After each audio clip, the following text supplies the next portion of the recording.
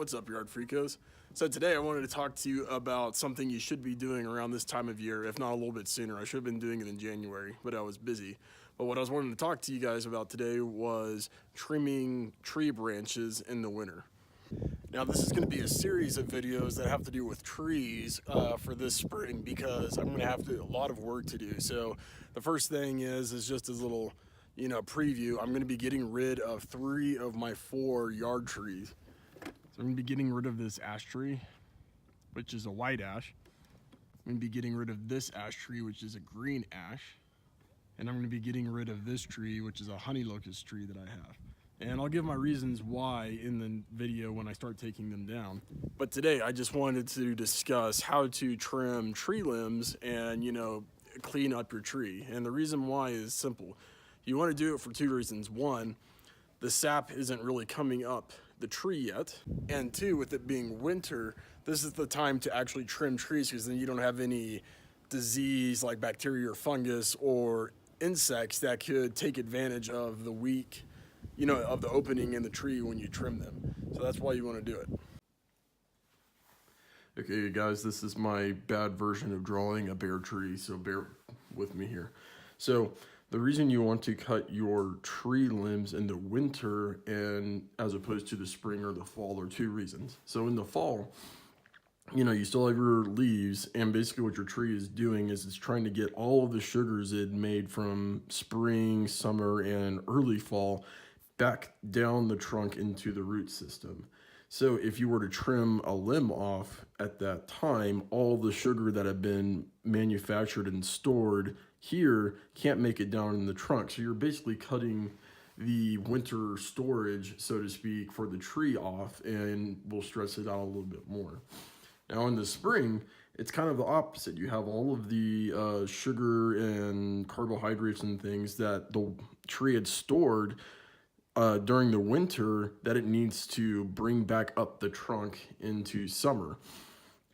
So if you were to do that in the middle of spring, right when the leaves are starting to bud out, or when they're, right when they're starting to come out and, do their thing, if you cut a tree limb off them, all those sugars will be coming up and coming into that open wound, and it'll be basically leaking tree sap, so that could be a bad thing, like if you have it over your driveway or whatever, because then it'll leak on your car. But on top of that, tree sap will attract all sorts of insects. Those insects will come in, feed on the tree sap, and then they'll be carrying stuff with them like bacteria, fungus, that kind of things that can infect the tree and give it a harder time fighting off disease. So that's the reason you don't want to do it in the springtime. So in the fall, in the winter, basically you've done both of those 2 things. You can cut the tree limbs off because all the sugars are out of them, and on top of that, there aren't any bugs around to come in and try and get into those entry wounds, and the tree will have enough time to repair itself in the spring before those bugs and things come in to damage the tree. So that's the reason I was saying that.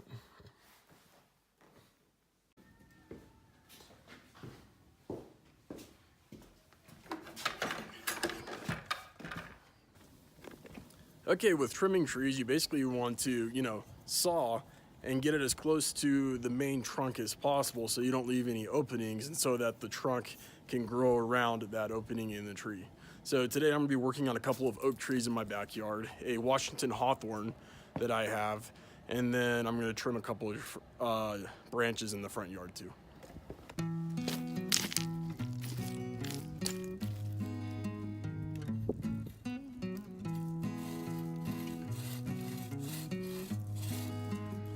Hey, so you may be wondering why I'm cutting the opposite way than you expected. Why am I sawing from the bottom to the top of a limb instead of from the top to the bottom? And the reason why is in my experience, I've found it just to be a cleaner cut. Now granted, I'm sure a lot of you guys are going to call me out for, just not knowing what I'm talking about or whatever, and that's fine. To me, it seems like it's a lot easier for me to get as close to a cut to the trunk of a tree as possible, sawing from the bottom to top.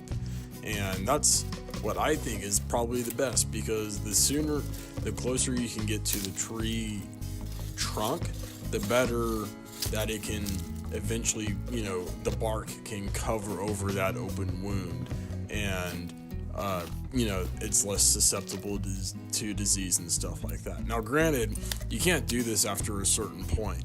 If you have larger limbs, the problem is that when you're sawing from bottom to top, the branch will pinch down on you and you can't keep sawing.